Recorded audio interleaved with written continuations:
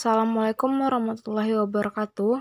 Yang terhormat Mbak Zulfa dan teman-teman sekalian, kami dari kelompok 6 akan mempresentasikan makalah kami yang berjudul Analisis Perburuan Rente Provinsi DKI Jakarta pada tahun 2013 hingga 2016.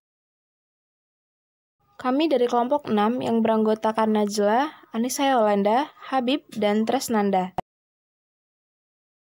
Seperti yang kita ketahui, salah satu permasalahan yang terjadi atau yang dihadapi oleh berbagai negara di seluruh dunia ialah korupsi, termasuk juga di Indonesia. Sebagaimana yang dijelaskan oleh Undang-Undang Nomor 31 Tahun 1999 yang menyatakan bahwasanya korupsi merupakan tindakan yang dilakukan oleh satu orang ataupun kelompok yang untuk memperkaya dirinya sendiri, yang pastinya akan merugikan perekonomian negara.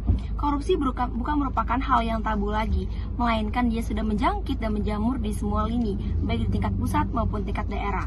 Salah satu bentuk korupsi ialah rent seeking, atau yang biasa kita kenal dengan perburuan rente, yaitu yang dilakukan oleh pihak pemerintah maupun pihak swasta untuk mengejar kepentingan pribadi dengan upaya yang sekecil-kecilnya untuk mendapatkan keuntungan yang sebesar-besarnya.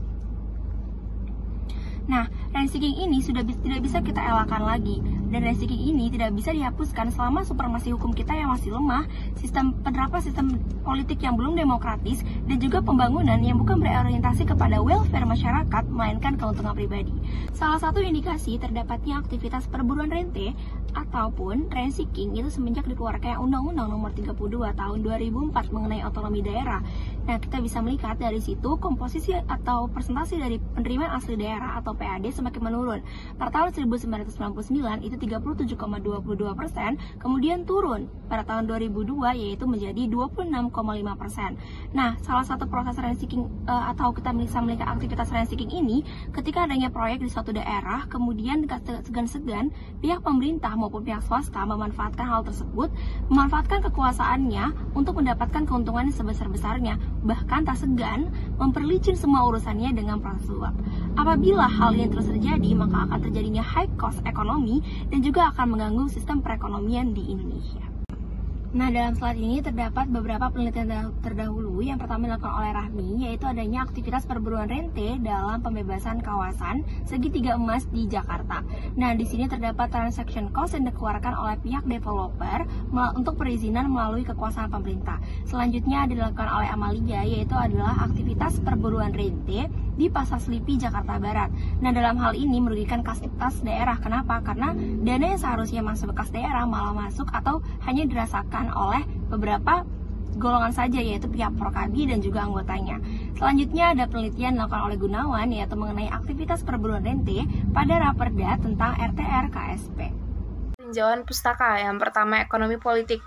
Lord Robbins dalam bukunya yang berjudul Political Economy, Past and Present, Review of Leading Theories of Economic Policy mengatakan bahwa ekonomi politik dibedakan menjadi ekonomi politik lama atau ekonomi politik klasik dan ekonomi politik baru atau ekonomi politik modern.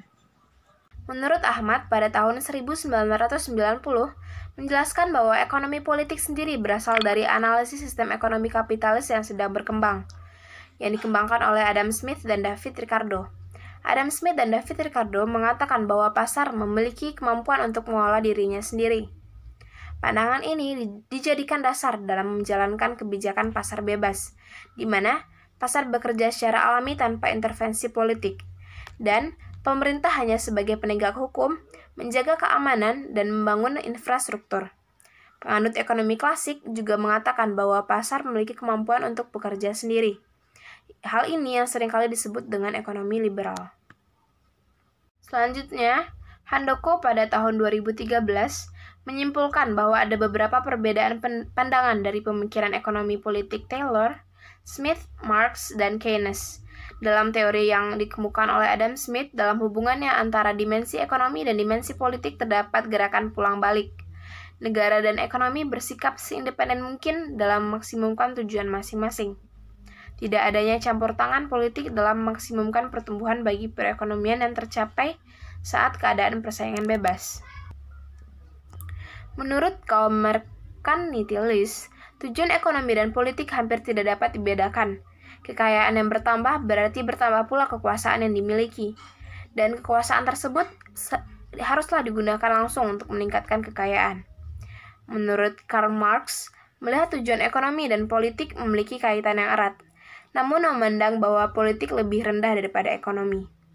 Menurut Keynes, penguasa politik dapat mempengaruhi ekonomi melalui pengaturan-pengaturan variabel-variabel ekonomi kunci. Aktivitas rent-seeking. Terdapat beberapa pendapat dari para ahli, antara lain Khan dan Jomo pada tahun 2000 menjelaskan bahwa aktivitas ekonomi perburuan rente merupakan pengeluaran sumber daya dan upaya dalam membuat, memelihara, atau memindahkan rente. Selanjutnya, Rahabini dalam Hudianto tahun 2003 menjelaskan bahwa rente dalam ekonomi politik memiliki makna negatif, karena rente merupakan cara mendapatkan keuntungan yang dilakukan oleh individu atau suatu bisnis karena adanya kemudahan dari proteksi atau privilege yang diberikan oleh pemerintah. Keuntungan tersebut kemudian hanya dinikmati oleh sekelompok orang. Selanjutnya, Michael Ross mengatakan bahwa rent seeking dapat dibagi menjadi dua tipe, yaitu rent creation, di mana perusahaan mencari keuntungan yang dibuat oleh negara dengan menyogok politisi dan birokrat, dan rent seizing, yaitu ketika aktor-aktor negara berusaha untuk mendapatkan hak mengalokasikan rente yang dihasilkan oleh institusi-institusi negara untuk kepentingan individu atau kelompok. Selanjutnya, hubungan korupsi dan rent seeking. Terdapat beberapa pendapat dari para ahli, antara lain Zuniga pada tahun 2017 menjelaskan bahwa ada dua perbedaan penting untuk menunjukkan hubungan antara korupsi dan rent seeking. Pertama, rent seeking tidak selalu melibatkan korupsi dan sebaliknya. Hubungan antara korupsi dan rent seeking tergantung pada dua aspek utama, yaitu jika ada keuntungan pribadi pada pejabat publik dari kegiatan rent seeking, dan jika ada transfer pendapatan atau penggunaan sumber daya yang tidak produktif. Kedua, definisi rent sebagai berbahaya tidak selalu berarti ada korupsi. Analisis mengenai rents dan rent seeking dalam perspektif ekonomi difokuskan kepada penilaian berdasarkan dampak terhadap efisiensi pada pertumbuhan ekonomi. Rent seeking ekonomi yang terjadi di Jakarta dilakukan antara pihak ketiga dengan para pemangku kepentingan atau pemangku jabatan seperti pihak eksekutif yaitu pemerintahan dan pihak legislatif yaitu DPRD di Provinsi Jakarta. Menurut Gunawan tahun 2019 terdapat beberapa pola yang umumnya terjadi di aktivitas perburuan rente pada Provinsi DKI Jakarta. Terdapat 5 pola utama. Yang pertama adalah pertemuan antara pihak yang berkepentingan, yaitu pihak swasta dengan pemangku kebijakan untuk menentukan kesepakatan kebijakan manakah yang ingin diselewengkan dan bagaimana pembagian keuntungannya.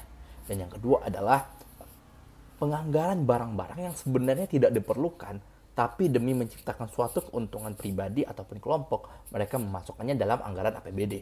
Dan yang pola ketiga adalah melakukan markup terhadap harga-harga barang, yang mana barang yang dimasukkan dalam anggaran, harga dan spesifikasinya lebih tinggi dibandingkan dengan realita yang dibeli. Selisih antara markup tersebut menjadi keuntungan baik dari sisi swasta maupun para pemangku kebijakan. Dan yang keempat adalah proses merekayasa proses pelelangan terkait pengadaan barang.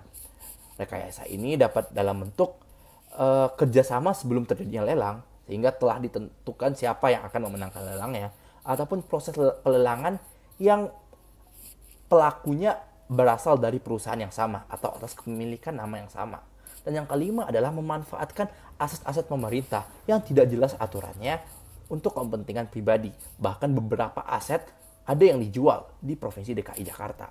Salah satu kasus perburuan rente yang terjadi di Jakarta adalah terkait rancangan tata ruang kawasan strategis Pantai Utara DKI Jakarta. Kami menulis berdasarkan hasil penelitian Gunawan tahun 2019, yang mana perusahaan-perusahaan swasta yang memiliki akses atau wewenang terhadap reklamasi pada Pantai Utara Jakarta berusaha untuk melobi pemerintah agar melakukan perubahan pada aturan daerah demi kepentingan individu tersebut. Mereka menjanjikan sejumlah anggaran apabila peraturan ini berhasil diubah. Dan akhirnya peraturan ini berhasil diubah. Dan ketika kedua komplotan ini bertemu untuk melakukan pembagian keuntungan, mereka ditangkap oleh KPK.